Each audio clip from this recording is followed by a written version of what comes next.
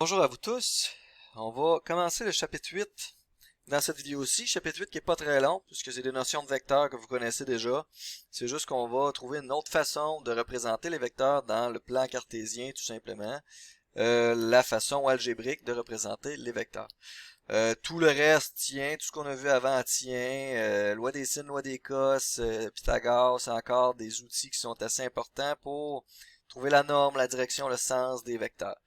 Vecteur résultant entre autres. OK? Donc, voilà, c'est aussi le dernier chapitre avant votre examen 3, qui est, je vous le rappelle, vendredi prochain. Vendredi prochain, ça se trouve à être le 8 mai. Vous aurez votre examen 3. Ensuite de ça, il va y avoir une semaine où je vais parler de nombres complexes. Et par la suite, ce sera déjà l'examen final qui est récapitulatif. Il n'y aura pas de cours de révision. J'ai pas le temps de faire ça, ok? Il y aura pas de... Il y aura pas de révision, là. Donc, c'est à vous de faire votre révision, de regarder les anciens chapitres, malheureusement. Je sais que c'est plate, mais c'est ça qui est ça. On n'a pas le choix. Ok, donc. Vecteur algébrique. C'est quoi un vecteur algébrique? Un vecteur algébrique, c'est tout simplement des coordonnées. OK? Donc, vous avez ici, là, un vecteur algébrique. J'ai écrit de R2 et de R3. Donc, R2, c'est en deux dimensions. R3, on se rajoute un autre système d'axes qui est l'axe Z. Donc, on a, dans R2, on a X à l'horizontale, Y comme ça.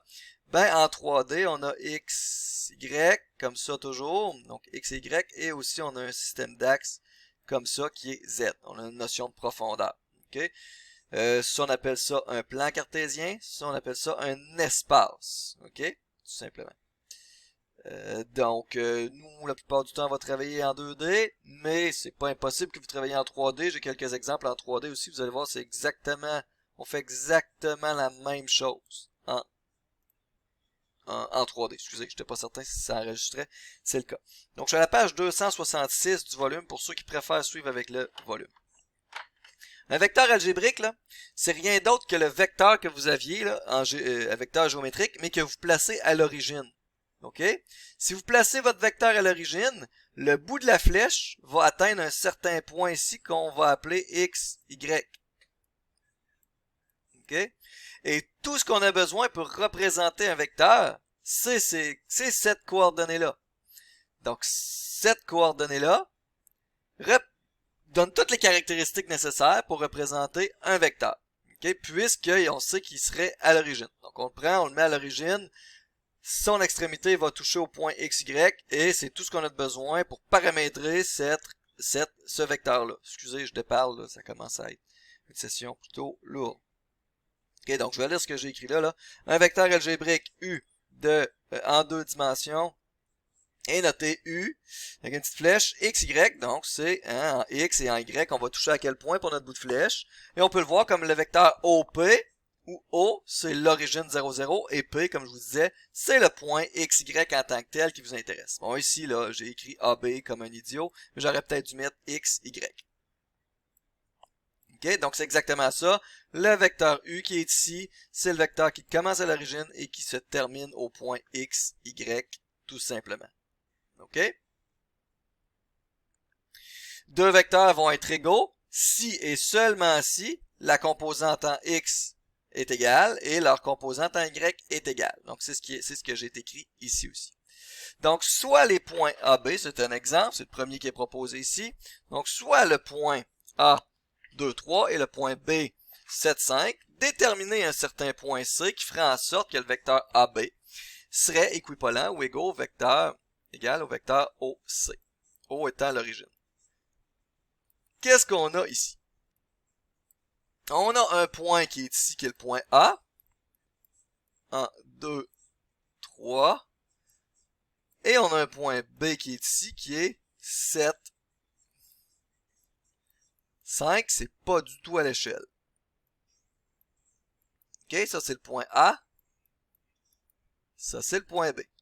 Nous, on a le vecteur AB, c'est ce qui est demandé. Il est ici. Ça, c'est le vecteur AB. On nous demande déterminer le point C pour lequel ce vecteur-là serait équivalent au vecteur qui serait comme ça. Donc, ce que je veux faire, c'est prendre le vecteur AB, faire une translation et l'apporter sur l'origine et trouver quel serait le point C qui toucherait la pointe de flèche. Okay? La façon la plus simple de ça, c'est tout simplement de regarder la distance qu'on a parcourue en X et la distance qu'on a parcourue en Y. Après ce petit exemple-là, vous allez comprendre probablement certains concepts, mais que je vais définir un peu plus bas. OK? Donc, ici, en X, je commence en 2 et je finis en 7, ça veut dire que je parcours une distance de 5.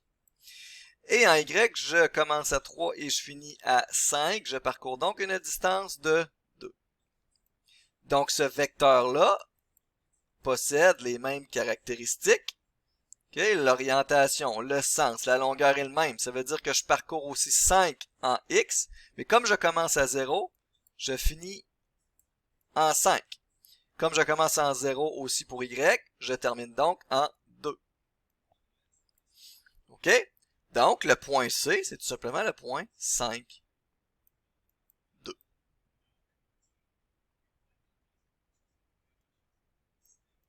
Et voilà, on a trouvé le point C qui ferait en sorte que si je prenais le vecteur AB et je l'apportais à l'origine, je ferais une petite translation à l'origine, eh bien j'aurais exactement le même vecteur, c'est-à-dire un vecteur qui serait équipolant. OK?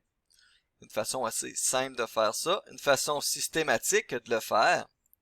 Si on a le point A et le point B, et qu'on cherche à trouver les composantes du vecteur AB, mais qu'on placerait à l'origine, donc on cherche le vecteur algébrique AB, okay? C'est tout simplement la coordonnée de B moins la coordonnée de A, pour X et pour Y. Regardez, c'est exactement ce qu'on a fait ici. Regardez, ici, on a les coordonnées de B, on va faire moins les coordonnées de A. 7 moins 2, 5, et 5 moins 3, 2, c'est en plein ça. Okay? Si on avait cherché le vecteur BA, donc ce vecteur-là, ça aurait été exactement la même chose, c'est juste qu'on aurait pris A moins les coordonnées de B, ça nous aurait donné le vecteur BA, mais on sait que le vecteur BA, c'est le vecteur moins AB, donc on aurait juste à tout simplement changer les signes qu'on a ici. OK, je dis beaucoup de choses, j'espère que ça va bien.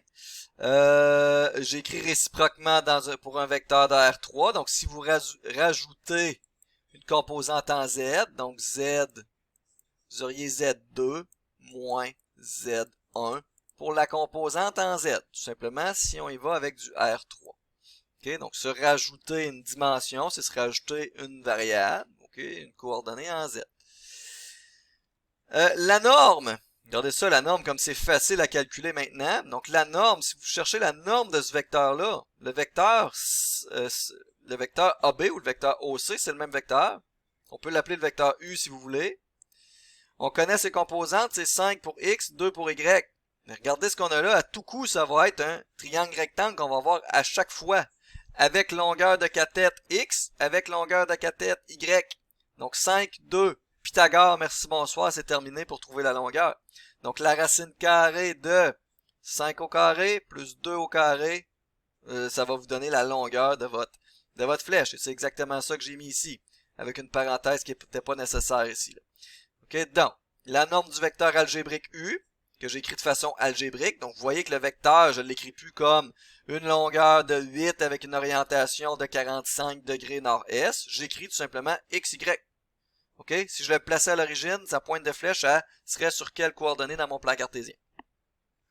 C'est tout simplement la racine carrée de x au carré plus y au carré. Réciproquement pour R3. Pour R3, on se rajoute la composante en Z. Vous rajouteriez plus Z au carré. OK? Le produit d'un vecteur par un scalaire. Donc, si vous avez un certain scalaire qui est K, okay, donc K c'est un nombre réel, c'est peut-être 8, c'est peut-être 7, c'est peut-être 9, peu importe, et vous multipliez ça par un vecteur, ça va vous donner encore un vecteur. Mais si vous multipliez ça ensemble, ce que vous faites, c'est multiplier chacune des composantes par K. Par exemple, si je prends le vecteur U que j'ai ici et que je fais le vecteur 2U maintenant, ben comme le vecteur U c'était 5, 2, ben le vecteur 2U, ça serait tout simplement 10, 4. Le 10, 4, le vecteur 10, 4, aurait la même orientation, le même sens, mais serait 2 fois plus long puisqu'il se rend 2 fois plus loin de l'origine tout simplement. Okay? Donc c'est encore plus simple de façon algébrique à mon avis que de façon géométrique. On dit que deux vecteurs sont parallèles. Okay? Si justement on peut écrire un des deux vecteurs comme l'autre vecteur multiplié par un scalaire, donc K, okay? Différent de 0. Donc si tu es capable de dire que le vecteur U, c'est 3 fois le vecteur V, nécessairement les deux vecteurs sont parallèles. Quand je dis sont parallèles, ils ont la même direction. Okay? Pas nécessairement le même sens. Par exemple, le vecteur moins 5, moins 2 serait parallèle au vecteur U. Parce que le vecteur moins 5, moins 2, moins 5, moins 2, c'est moins 1 fois U. C'est donc un scalaire fois U. Il serait donc parallèle à U. On va se faire des exemples de ça dans une prochaine vidéo, bien entendu. Là, ça peine 4 minutes. Soit les vecteurs...